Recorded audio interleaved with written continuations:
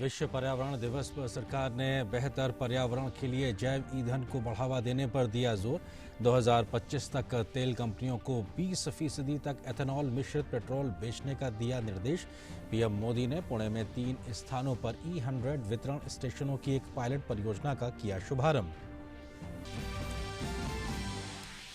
प्रधानमंत्री नरेंद्र मोदी ने एथेनॉल मिश्रित पेट्रोल और बायोगैस कार्यक्रम से जुड़े किसानों से किया संवाद। कहा, स्वच्छ ऊर्जा अभियान से कृषि क्षेत्र को मिलेगा बड़ा फायदा। प्रधानमंत्री ने कहा, भारत ने पर्यावरण की रक्षा के साथ विकास के मार्ग पर तेजी से बढ़ने का किया फैसला।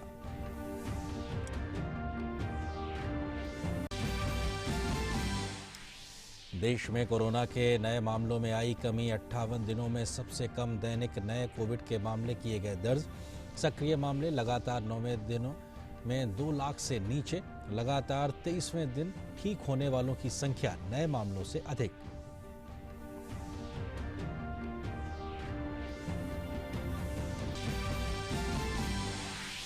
देश में 22.78 करोड़ से ज्यादा को दी गई वैक्सीन की खुराक। ड्रग कंट्रोलर ने सीरम इंस्टीट्यूट ऑफ इंडिया को स्पुतनिक V के निर्माण की दी अनुमति। सरकार अधिक उत्पादन इकाइयों, कच्चे माल के वित्त पोषण और आपूर्ति की सुविधा पर कर रही प्रदान।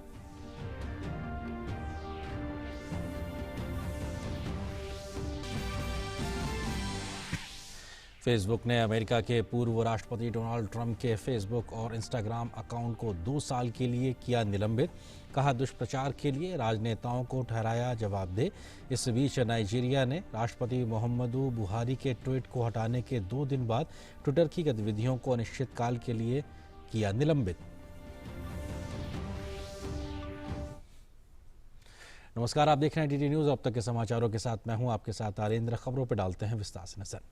प्रधानमंत्री नरेंद्र मोदी ने दिल्ली में वीडियो कॉन्फ्रेंसिंग के जरिए विश्व पर्यावरण दिवस पर आयोजित कार्यक्रम में आज हिस्सा लिया। कार्यक्रम का विषय बेहतर पर्यावरण के लिए जैव ईंधन को बढ़ावा देना है।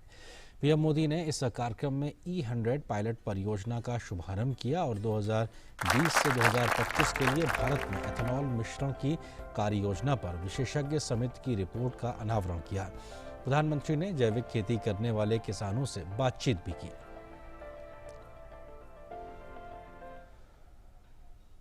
जब आप जैविक उत्पाद करते हैं, कुंटल मतलब 24 कुंटल प्रति हेक्टेयर से हुई है हमारी। अच्छा, और इस बार तो दाम भी। इस अवसर पर अपने संबोधन में पीएम मोदी ने कहा कि अब एथेनॉल 21वीं सदी के भारत की बड़ी प्राथमिकताओं से जुड़ गया है।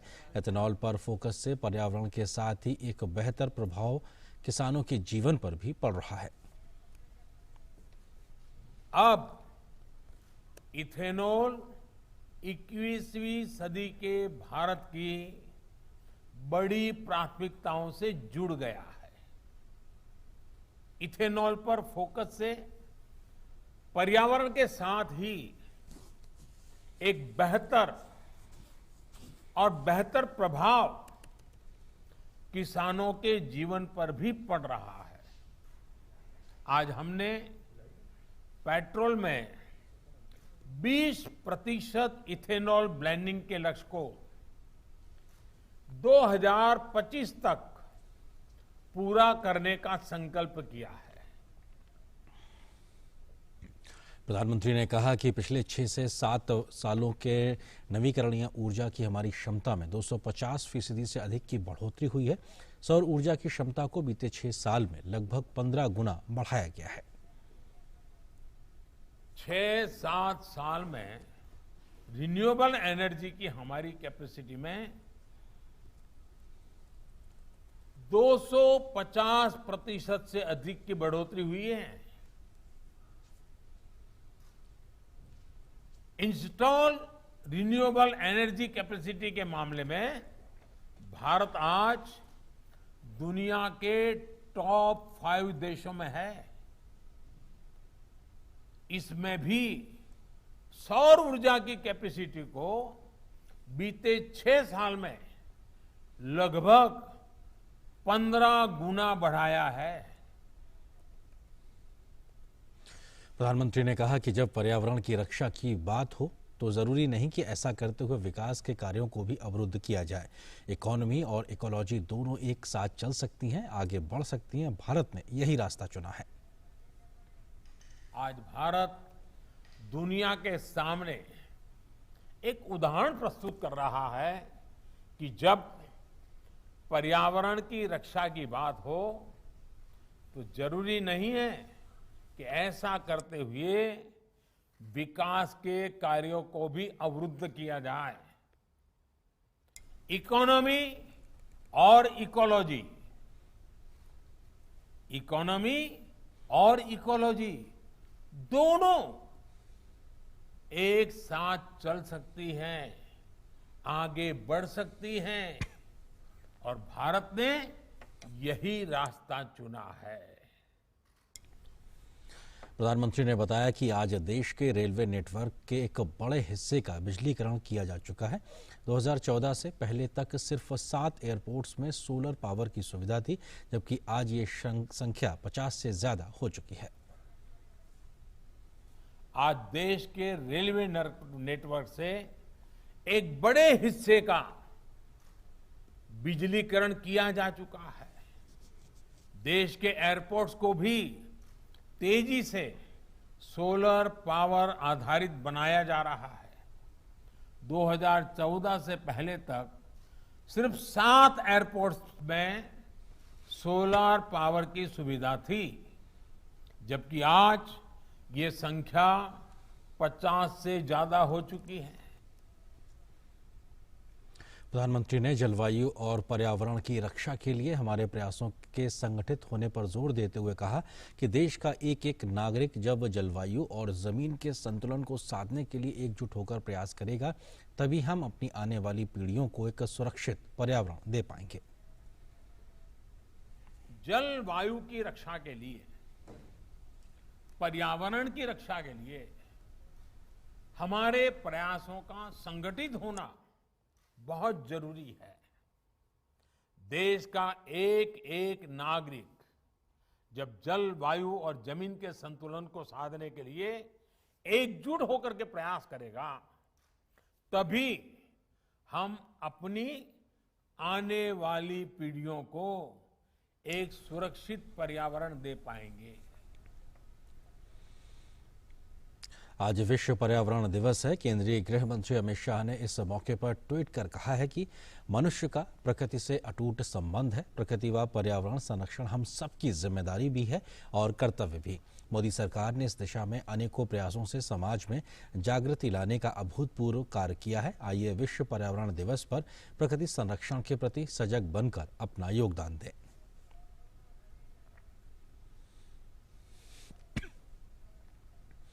वहीं विश्व पर्यावरण दिवस के मौके पर केंद्रीय मंत्री मुख्तार अब्बास नकवी ने उत्तर प्रदेश के रामपुर में पौधारोपण करके लोगों को पर्यावरण के प्रति जागरूक किया है।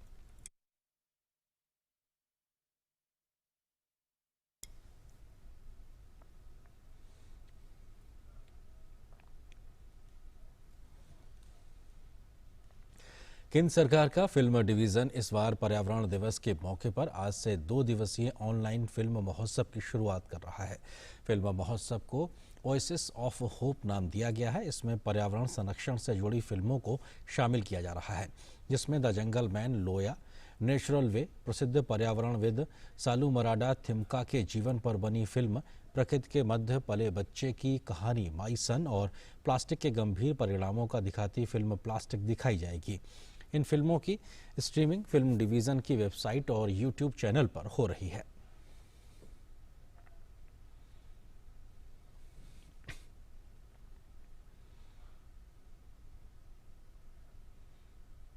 और बात कोरोना की। देश में कोरोना वायरस के दैनिक मामलों में लगातार गिरावट दर्ज की जा रही है। स्वास्थ्य और परिवार कल्याण मंत्रालय के मुताबिक पिछले 24 घंटों में 1,97,000 से अधिक मरीज उपचार करवाकर स्वस्थ हो चुके हैं, जिसके बाद देश में रिकवरी रेट बढ़कर 93.38% हो गया है। इस समय देश में सक्रिय मामलों की कुल संख्या 15,55,248 है। बीते 24 घंटों में देश भर में कोरोना से 3,380 लोगों की मौत हुई है।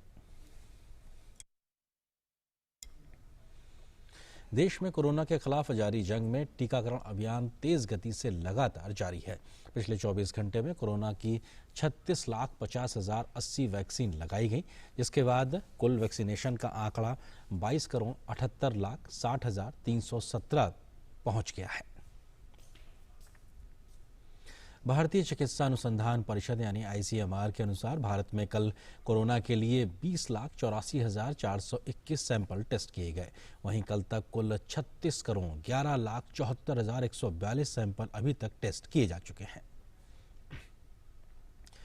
बात दिल्ली की। दिल्ली में कोरोना के मामलों में कमी दर्ज होने पर 7 जून से पाबंदियों में और छूट दी जा रही है। दिल्ली के मुख्यमंत्री अरविंद केजरीवाल ने रियायतों की घोषणा करते हुए कहा कि सोमवार से बाजार, मॉल को ऑड इवन के आधार पर सुबह 10 बजे से शाम 8 बजे तक के लिए खोला जाएगा। वहीं दिल्ली मेट्रो 50% क्षमता के साथ शुरू की जाएगी। तमिलनाडु सरकार ने राज्य में जारी लॉकडाउन को 14 जून तक के लिए बढ़ा दिया है। अब लॉकडाउन 14 जून सुबह 6 बजे तक प्रभावी रहेगा। 27 जिलों में जारी लॉकडाउन में कुछ गतिविधियों में छूट दी गई है। पिछले 24 घंटों में राज्य में 22,651 नए कोविड के मामले सामने आए हैं। वहीं अब तक राज्य में कुल पॉजिटिव मामले 21,95,000 से अधिक हैं, जबकि अब तक 26,000 से अधिक लोगों की राज्य में मौत हुई है।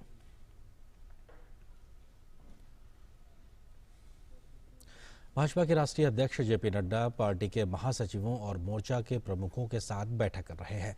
2 दिन की इस बैठक में पार्टी द्वारा कोरोना महामारी की दूसरी लहर के दौरान किए जा रहे सेवा कार्यों पर चर्चा हो रही है। बैठक में भाग लेने के लिए भाजपा के महासचिव अरुण सिंह, उत्तराखंड प्रभारी दुष्यंत गौतम, कैलाश विजयवर्गीय, तरुण चुग, भूपेंद्र यादव, शिव प्रकाश सिंह, महासचिव CT रवि, D पुरंदेश्वरी और केंद्रीय संगठन मंत्री BL संतोष और दिलीप सैकिया जेपी नड्डा के आवास पर पहुंचे। बीजेपी के अध्यक्ष जेपी नड्डा द्वारा बुलाई गई बैठक में पार्टी के संगठन से जुड़े भावी कार्यक्रमों को लेकर भी चर्चा होगी। उत्तर प्रदेश के मुख्यमंत्री योगी आदित्यनाथ ने भारतीय मजदूर संघ के 35वें त्रैवार्षिक अधिवेशन का वर्चुअल तरीके से उद्घाटन किया है। इस अवसर पर मुख्यमंत्री योगी आदित्यनाथ ने अपने संबोधन में कहा कि भारतीय मजदूर संघ के लिए राष्ट्र सर्वोपरि है। संघ ने सदैव राष्ट्र, उद्योग और श्रमिकों के हित के बारे में अपनी मांगों को नई ऊंचाइयों तक पहुंचाया है। इसलिए भारतीय मजदूर संघ आज देश का सबसे बड़ा मजदूर संघ है। भारतीय मजदूर संघ ने हमारा निरंतर संवाद है। इनके सुझाव पर ही हमने प्रदेश के सभी श्रमिकों जिनके साथ कोई दुर्घटना होती है तो उनके परिवार के सदस्यों को 2 लाख रुपए की सामाजिक सुरक्षा देने और सभी श्रमिकों को 5 लाख रुपए की स्वास्थ्य बीमा कवर देने का निर्णय सरकार ने किया है। राष्ट्र के हित को सर्वोपरि रखते हुए कार्य करने की जो उनकी प्रबल इच्छा शक्ति रही है, आज देश का सबसे बड़ा मजदूर संगठन है और देश के सबसे बड़े राज्य उत्तर प्रदेश का भी सबसे बड़े मजदूर संगठन के रूप में, श्रमिक संगठन के रूप में भारतीय मजदूर संघ लगातार मजदूरों के हितों के लिए, समाज के हित के लिए, उद्योग के हित के लिए कार्य करता हुआ दिखाई दे रहा है। और विश्व पर्यावरण दिवस के मौके पर हम आपके लिए लेकर आए हैं मीमांसा अग्रवाल की एक खास कहानी, जिन्होंने गुजरात के अमरेली जिले के वाडिया में बंजर पड़ी जमीन को मरुधान में बदल दिया है। आइए देखते हैं खास रिपोर्ट। कहते हैं कि अगर इंसान चाहे तो अपनी मेहनत के बल पर रेगिस्तान में भी फूल खिला सकता है। ऐसा ही देखने को मिला अमरेली जिले में, जहां तालुका कानूनी सेवा समिति की अध्यक्ष के तौर पर तैनात मीमांसा अग्रवाल ने अपनी लगन और मेहनत के बल पर बेकार और बंजर पड़ी जमीन को मरुद्यान में तब्दील कर दिया। दरअसल वाडिया में जिस जगह अदालत परिसर का निर्माण किया गया, वो जगह वाडिया गांव से काफी दूर थी और वहां हरियाली नाम मात्र के लिए भी नहीं थी, जिसे देखकर मीमांसा अग्रवाल ने कुछ करने की सोची और इसका नतीजा आज आप देख सकते हैं। स्थानीय लोगों और अदालती कर्मचारियों की मदद से युद्ध स्तर पर काम शुरू हुआ और महज 2 साल में ये बंजर जमीन मरुद्यान में तब्दील हो गई। बंजर जमीन थी, तो बंजर जमीन को उपजाऊ बनाने के लिए आसपास के डैमों की जो मिट्टी होती है, उपजाऊ मिट्टी, उसको हमने यहाँ लगाया पहले। और जितनी भी कोर्ट कंपाउंड में जहाँ जहाँ बंजर जमीन थी उन सबको हमने पहले समतल बनाया। फिर हमने फॉरेस्ट डिपार्टमेंट अमरेली की मदद से इस पूरे कंपाउंड की फेंसिंग करी, जिससे कि हम पौधे लगाएं तो उस पर जानवरों का अटैक ना हो और वो हमारे पौधे नष्ट नहीं हो जाए। उसके बाद में जब हमारी ज़मीन और हमारी फेंसिंग तैयार हो गई, तब हम लोगों ने बारिश से पहले उसमें खड्डे खोदना शुरू किया और आसपास से गौशाला से कलेक्ट किया हुआ पूरा खाद हमने इसमें डाला इन खड्डों में। और उसके बाद हम अलग अलग जगह से, जहाँ छोटी नर्सरी बड़ी नर्सरी आसपास की जितनी भी नर्सरी थी, हम खुद जाकर छुट्टियों में, और हमारे परिवार ने, मेरा स्टाफ, मेरा कोर्ट का स्टाफ, हम सब ने मिलकर वो पौधे इकट्ठे किए और हमने यहाँ पे करीबन 2500 से 3000 पौधे उस वक्त प्लांट किए।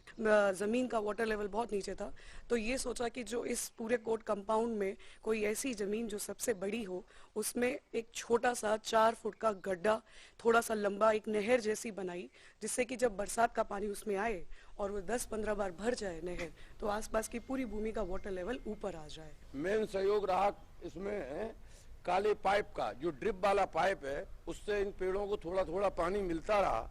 मगर यहाँ सौराष्ट्र में हवाएं बहुत तेज हैं, तो इसलिए पेड़ों को बार बार बांधना बहुत मुश्किल काम था। उसके लिए कम से कम 20 किलो तो रस्सी इसको बांधते बांधते लग गई और 2000 डंडों तो टूट चुके हैं। एक एक पेड़ को 6-6 दफे बांधा है, मगर अब ये पेड़ इतने मजबूत हो चुके हैं कि ये ताऊते के सामने भी मुकाबला कर सके। मीमांसा अग्रवाल की कड़ी मेहनत और लगन इस बात का एक उत्कृष्ट उदाहरण है कि कैसे दृढ़ संकल्प और लगन की बदौलत सबसे चुनौतीपूर्ण कार्य को भी पूरा किया जा सकता है। Bureau report, DD news. और एक बार फिर से दिल्ली की खबर की ओर रुख करते हैं। दिल्ली में कोरोना के मामलों में कमी दर्ज होने पर 7 जून से पाबंदियों में और छूट दी जा रही है। दिल्ली के मुख्यमंत्री अरविंद केजरीवाल ने रियायतों की घोषणा करते हुए कहा है कि सोमवार से बाजार, मॉल को ऑड इवन के आधार पर सुबह 10 बजे से शाम 8 बजे तक के लिए खोला जाएगा। तो वहीं दिल्ली मेट्रो भी 50% क्षमता के साथ शुरू की जाएगी। इस खबर पर अधिक बातचीत करने के लिए हमारे सहयोगी संवाददाता गिरीश निशाना हमारे साथ में मौजूद है। गिरीश, क्या आधार रहा इस प्रकार की रियायत देने को लेकर? क्या वैज्ञानिक आधार, किस प्रकार की मीटिंगों के बाद में ये तय किया गया कि अब दिल्ली को अनलॉक करने का वक्त आ गया है? जी अरिंदर, मैं आपको बताना चाहूंगा क्योंकि जिस तरह से अभी लगातार देश की राजधानी दिल्ली के अंदर कोरोना संक्रमित मरीजों की संख्या लगातार घट रही है। दिल्ली के मुख्यमंत्री ने साफ किया कि अभी 1% से कम संक्रमण दर है, तो उसको देखते हुए कहीं न कहीं जो है दिल्ली के अंदर अनलॉक की प्रक्रिया पिछले सप्ताह से ही आरंभ हो चुकी थी। जिस तरह से पिछले सप्ताह में केवल 2 चीजों को खोला गया था, जिसमें कंस्ट्रक्शन साइट और जो भी प्रोडक्शन यूनिट्स हैं औद्योगिक क्षेत्र के अंदर, उनको खोला गया था। अब फिलहाल जो है, अगर आज की बात की जाए तो सोमवार यानी 7 तारीख से सुबह 5 बजे तक कहीं ना कहीं कर्फ्यू लगा हुआ था, लॉकडाउन था, लेकिन अब उसको भी धीरे धीरे खोला जा रहा है। उसके अंदर फिलहाल जितने भी कार्यालय हैं, ऑफिस हैं, उनको खोला जाएगा। उसके अंदर खास तौर पे कहा गया है कि जो भी ग्रुप ए अधिकारी हैं उनकी 100% अटेंडेंस रहेगी, यानी कि जो भी ग्रुप ए के राजपत्रित अधिकारी हैं वो पूरी तरह से कार्यालय में आएंगे, लेकिन उनके नीचे का जो भी स्टाफ है 50% ऑफिस का स्टाफ आएगा। इस तरह से ही मेट्रो के अंदर भी 50% जो है यात्री मौजूद रहेंगे। हालांकि पिछली बार मेट्रो के अंदर एक कोच के अंदर 250 की क्षमता होती है, लेकिन 50 यात्रियों को ही उसमें अनुमति दी गई थी। अभी मेट्रो की तरफ से भी अभी गाइडलाइन और जारी की जाएंगी। लेकिन फिलहाल अगर बाजारों की बात की जाए आर्येंद्र, तो बाजारों को भी ऑड इवन के तौर पर खोला जाएगा। जैसे कि उसमें 1, 3, 5, 7, 9 जो दुकान नंबर हैं, इस तरह से उनको एक दिन खोला जाएगा और 2, 4, 6, 8, 10 जो दुकान संख्या हैं उनको अगले दिन खोला जाएगा। इस तरह से मॉल के अंदर भी कहा गया है कि ऑड इवन के आधार पर ही इनको खोला जाएगा। फिलहाल थोड़ी राहत दिल्ली के अंदर लोगों को दिखाई दे रही है, लेकिन चुनौती बहुत बड़ी रहेगी क्योंकि पिछली बार की अगर बात की जाए तो देश की राजधानी दिल्ली के अंदर एक दिन में 28,000 कोरोना संक्रमण के मामले। गिरीश, एक चीज आपसे और जानना चाहेंगे कि क्या रात्रिकालीन कर्फ्यू और जो वीकेंड कर्फ्यू है उसको लेकर भी कोई फैसला हुआ है? गिरीश, देखने को मिली और थर्ड फेज के लिए दिल्ली सरकार कितनी तैयार है ये देखने वाली बात होगी। लेकिन फिलहाल अभी दिल्ली के अंदर 7 तारीख से यानी सोमवार से कहा जा सकता है कि जो बाजार थे, जो मॉल थे, जो कार्यालय, गिरीश क्या आप मुझे सुन पा रहे हैं? खुलेंगी और मेट्रो के अंदर भी लोग 50% के साथ यात्रा कर सकते हैं और जो गाइडलाइन है वो धीरे धीरे भी जारी की जाएंगी। लेकिन फिलहाल के लिए इस तरह की ये चीजें जारी की गई हैं। अनलॉक की प्रक्रिया पिछले सप्ताह आरंभ की गई थी और आज कुछ और चीजों को भी खोल दिया गया है। जी शुक्रिया गिरीश। फिलहाल इस बातचीत के लिए हमारे साथ जुड़ने के लिए, दिल्ली के बारे में जानकारी दे रहे थे, कैसे दिल्ली को अब अनलॉक करने की प्रक्रिया पे आगे बढ़ने का फैसला लिया गया। अगली खबर की ओर करते हैं। आईटी मंत्रालय ने ट्विटर को एक और नोटिस भेजा है। नोटिस में ट्विटर द्वारा आईटी नियमों को फॉलो नहीं करने पर सरकार ने नाराजगी जताई है। नोटिस में सरकार ने ट्विटर के नए आईटी नियमों को लेकर जवाब मांगा है। सरकार ने कहा है कि नियमों को तुरंत पालन नहीं करने पर आईटी अधिनियम की धारा 79 के तहत उपलब्ध देयता से छूट वापस ली जाएगी और अन्य दंड कानूनों के अनुसार कार्रवाई होगी।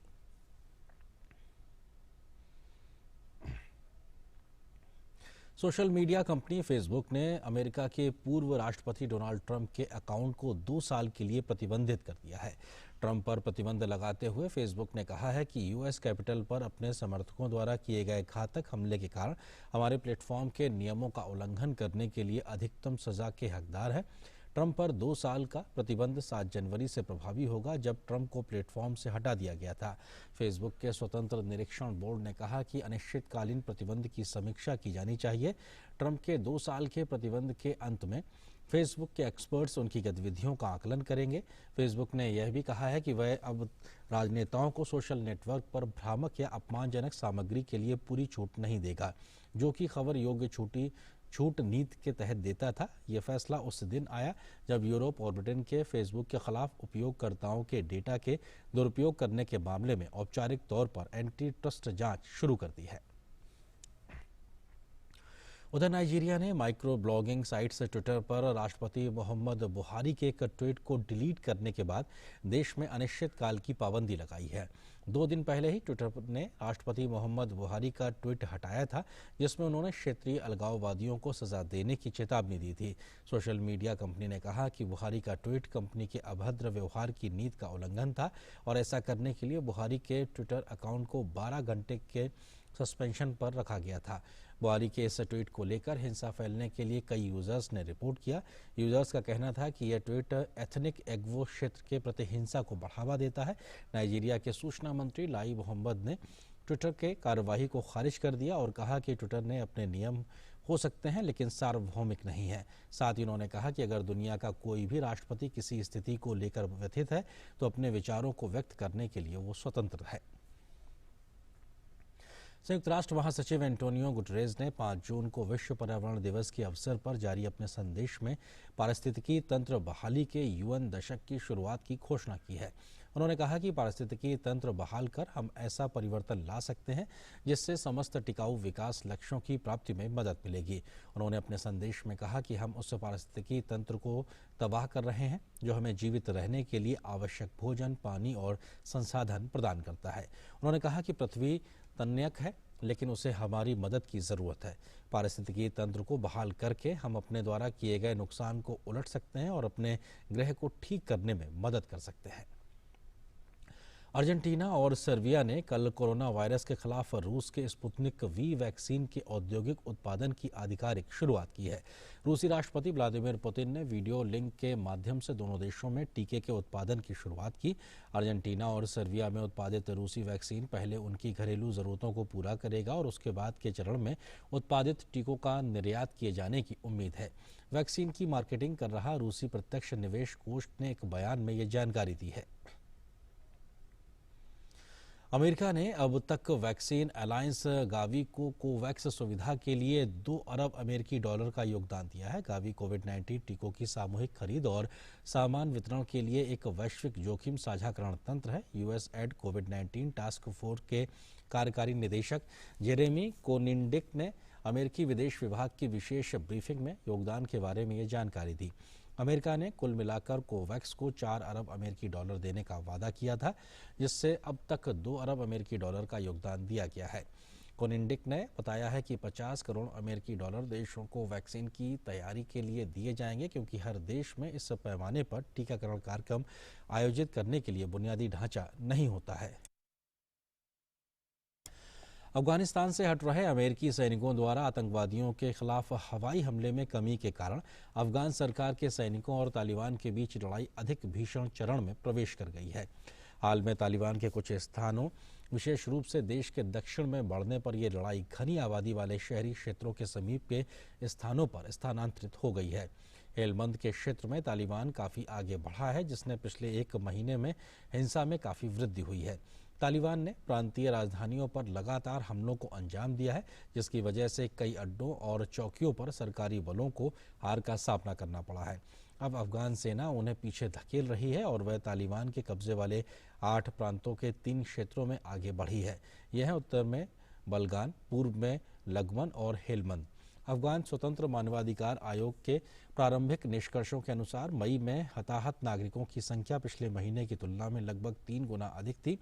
मई में 300 से अधिक नागरिक मारे गए और 690 से अधिक घायल हुए हैं। इनमें मारे गए बच्चों की संख्या 378 थी। अफगानिस्तान से अमेरिकी सैनिक की पूर्ण वापसी से पहले अफगान सुरक्षा स्थिति पर संयुक्त राष्ट्र की एक रिपोर्ट ने अल-कायदा के साथ तालिबान के संबंधों पर चिंता जताई है। रिपोर्ट में कहा गया है कि तालिबान जरूरत पड़ने पर बलपूर्वक सत्ता में लौट सकते हैं। 18 सदस्यीय राज्यों की रिपोर्ट में कहा गया है कि तालिबान और अल-कायदा एक दूसरे से बहुत निकटता से जुड़े हुए हैं और उनके संबंध तोड़ने के कोई संकेत नजर नहीं आए हैं। इस संबंध में कोई भौतिक परिवर्तन नहीं हुआ है, बल्कि विवाह के व्यक्तिगत संबंधों और संघर्ष में साझेदारी के परिणाम स्वरूप और गहरा हो गया है। दोनों का ये संबंध अब दूसरी पीढ़ी में भी मजबूत हो गया है। यह रिपोर्ट अफगानिस्तान से अमेरिकी सैनिकों की 11 सितंबर तक पूरी तरह से वापसी की योजना के बीच में आई है।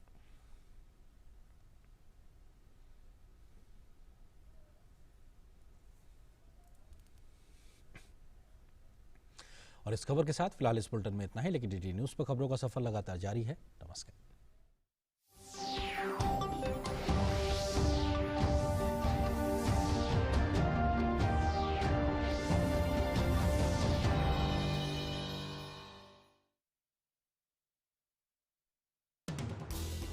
हर दिन हर पल बनती खबरें, बदलती दुनिया, हम लेकर आते हैं आपके लिए बड़ी खबरें, संपूर्ण कवरेज, ताकि आप रहें खबरों के बीच हमारे साथ। मिड डे प्राइम हिंदी सोमवार से शुक्रवार दोपहर 1 बजे सिर्फ डीडी न्यूज पर।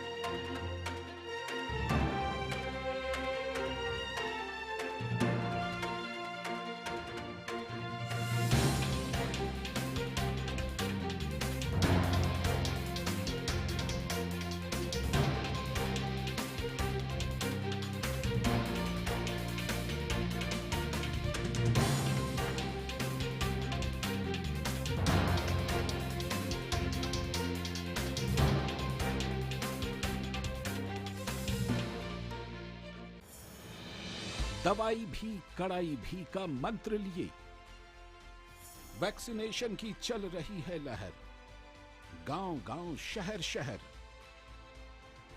लेकिन जब इतना किया है सब्र, तो थोड़े और समय रखें कोरोना पर कड़ी नजर। ना छोड़ें 2 गज दूरी, सैनिटाइजेशन और मास्क की सावधान डगर। रहें इस खतरे से सचेत हर प्रहर। कोरोना को हराना है तो मास्क जरूर लगाना है।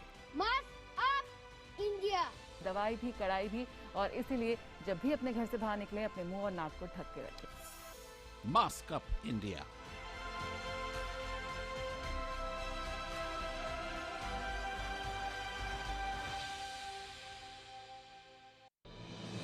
मिलिए असल जिंदगी के सुपर हीरो से, जो कोरोना महामारी के इस मुश्किल दौर में भी रखते हैं दूसरों की मदद करने का हौसला। कोविड-19 महामारी के खिलाफ जंग जारी है। ऐसे में हर एक संस्था अपना पूरा योगदान देने को तैयार है। कोरोना से जंग जीतेंगे हम। देखिए हर शाम 6:30 बजे डीडी न्यूज पर।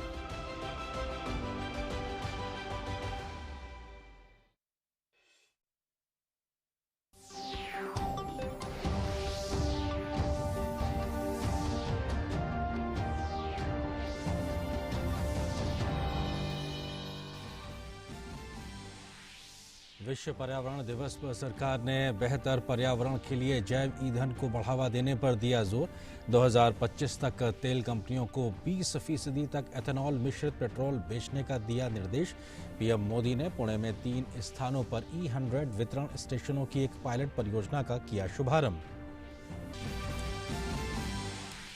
प्रधानमंत्री नरेंद्र मोदी ने एथेनॉल मिश्रित पेट्रोल और बायोगैस कार्यक्रम से जुड़े किसानों से किया संवाद। कहा, स्वच्छ ऊर्जा अभियान से कृषि क्षेत्र को मिलेगा बड़ा फायदा।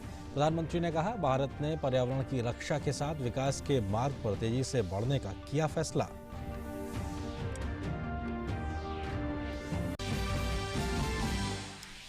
देश में कोरोना के नए मामलों में आई कमी। 58 दिनों में सबसे कम दैनिक नए कोविड के मामले किए गए दर्ज। सक्रिय मामले लगातार 9वें दिनों में 2 लाख से नीचे। लगातार 23वें दिन ठीक होने वालों की संख्या नए मामलों से अधिक।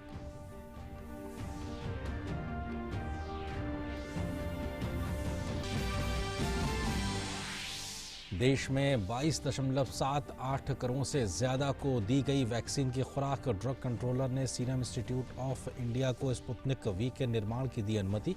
सरकार अधिक उत्पादन इकाइयों, कच्चे माल के वित्त पोषण और आपूर्ति की सुविधा पर कर रही प्रदान।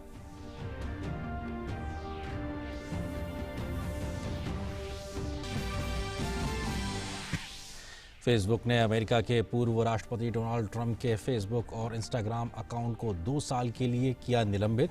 कहा, दुष्प्रचार के लिए राजनेताओं को ठहराया जवाबदेह। इस बीच नाइजीरिया ने राष्ट्रपति मुहम्मदू बुहारी के ट्वीट को हटाने के 2 दिन बाद ट्विटर की गतिविधियों को अनिश्चितकाल के लिए किया निलंबित। नमस्कार, आप देख रहे हैं डीडी न्यूज। अब तक के समाचारों के साथ मैं हूं आपके साथ आरेंद्र। खबरों पर डालते हैं विस्तार से नजर। प्रधानमंत्री नरेंद्र मोदी ने दिल्ली में वीडियो कॉन्फ्रेंसिंग के जरिए विश्व पर्यावरण दिवस पर आयोजित कार्यक्रम में आज हिस्सा लिया। कार्यक्रम का विषय बेहतर पर्यावरण के लिए जैव ईंधन को बढ़ावा देना है।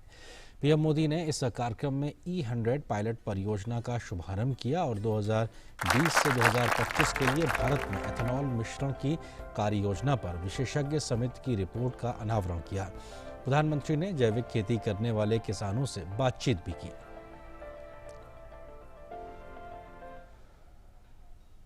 जब आप जैविक उत्पाद करते हैं, कुंटल मतलब 24 कुंटल प्रति हेक्टेयर से हुई है हमारी। अच्छा, और इस बार तो दाम भी। इस अवसर पर अपने संबोधन में पीएम मोदी ने कहा कि अब एथेनॉल 21वीं सदी के भारत की बड़ी प्राथमिकताओं से जुड़ गया है। एथेनॉल पर फोकस से पर्यावरण के साथ ही एक बेहतर प्रभाव किसानों के जीवन पर भी पड़ रहा है। अब इथेनॉल 21वीं सदी के भारत की बड़ी प्राथमिकताओं से जुड़ गया है। इथेनॉल पर फोकस से पर्यावरण के साथ ही एक बेहतर प्रभाव किसानों के जीवन पर भी पड़ रहा है। आज हमने पेट्रोल में 20% इथेनॉल ब्लेंडिंग के लक्ष्य को 2025 तक पूरा करने का संकल्प किया है। प्रधानमंत्री ने कहा कि पिछले 6 से 7 सालों के नवीकरणीय ऊर्जा की हमारी क्षमता में 250% से अधिक की बढ़ोतरी हुई है। सौर ऊर्जा की क्षमता को बीते 6 साल में लगभग 15 गुना बढ़ाया गया है। 6-7 साल में रिन्यूएबल एनर्जी की हमारी कैपेसिटी में 250% से अधिक की बढ़ोतरी हुई है।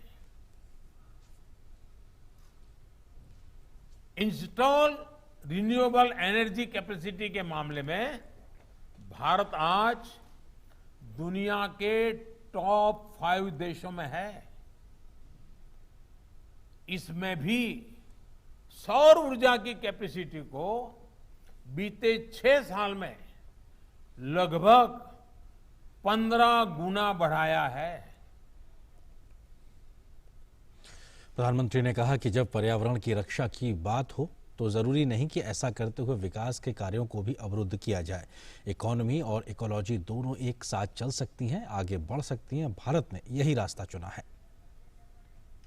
आज भारत दुनिया के सामने एक उदाहरण प्रस्तुत कर रहा है कि जब पर्यावरण की रक्षा की बात हो तो जरूरी नहीं है कि ऐसा करते हुए विकास के कार्यों को भी अवरुद्ध किया जाए। इकोनॉमी और इकोलॉजी, इकोनॉमी और इकोलॉजी दोनों एक साथ चल सकती हैं, आगे बढ़ सकती हैं और भारत ने यही रास्ता चुना है। प्रधानमंत्री ने बताया कि आज देश के रेलवे नेटवर्क के एक बड़े हिस्से का बिजलीकरण किया जा चुका है। 2014 से पहले तक सिर्फ 7 एयरपोर्ट्स में सोलर पावर की सुविधा थी, जबकि आज ये संख्या 50 से ज्यादा हो चुकी है। आज देश के रेलवे नेटवर्क से एक बड़े हिस्से का बिजलीकरण किया जा चुका है। देश के एयरपोर्ट्स को भी तेजी से सोलर पावर आधारित बनाया जा रहा है। 2014 से पहले तक सिर्फ 7 एयरपोर्ट्स में सोलर पावर की सुविधा थी, जबकि आज ये संख्या 50 से ज्यादा हो चुकी है। प्रधानमंत्री ने जलवायु और पर्यावरण की रक्षा के लिए हमारे प्रयासों के संगठित होने पर जोर देते हुए कहा कि देश का एक एक नागरिक जब जलवायु और जमीन के संतुलन को साधने के लिए एकजुट होकर प्रयास करेगा, तभी हम अपनी आने वाली पीढ़ियों को एक सुरक्षित पर्यावरण दे पाएंगे। जलवायु की रक्षा के लिए, पर्यावरण की रक्षा के लिए हमारे प्रयासों का संगठित होना बहुत जरूरी है। देश का एक एक नागरिक जब जलवायु और जमीन के संतुलन को साधने के लिए एकजुट होकर के प्रयास करेगा, तभी हम अपनी आने वाली पीढ़ियों को एक सुरक्षित पर्यावरण दे पाएंगे। आज विश्व पर्यावरण दिवस है। केंद्रीय गृह मंत्री अमित शाह ने इस मौके पर ट्वीट कर कहा है कि मनुष्य का प्रकृति से अटूट संबंध है। प्रकृति व पर्यावरण संरक्षण हम सबकी जिम्मेदारी भी है और कर्तव्य भी।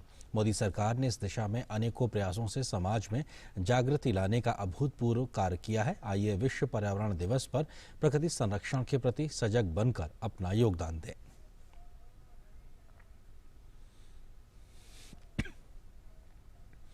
वहीं विश्व पर्यावरण दिवस के मौके पर केंद्रीय मंत्री मुख्तार अब्बास नकवी ने उत्तर प्रदेश के रामपुर में पौधारोपण करके लोगों को पर्यावरण के प्रति जागरूक किया है।